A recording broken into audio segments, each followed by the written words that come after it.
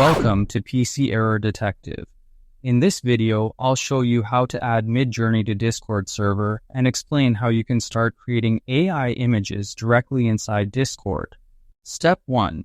Add the Midjourney bot to your server by opening the bot's official profile and clicking Add to Server or Add App.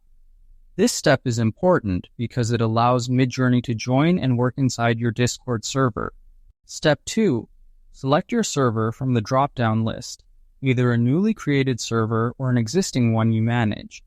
Choosing the correct server ensures the bot is added where you want to generate images. Step 3. Click Continue. Review the requested permissions and then click Authorize to complete the setup. Granting permissions allows Midjourney to read commands and send images in your channels. Step 4. Go to your server and open any text channel where the bot has access. Then type /imagine and press Enter. This command is used to start the AI image generation process. Step 5.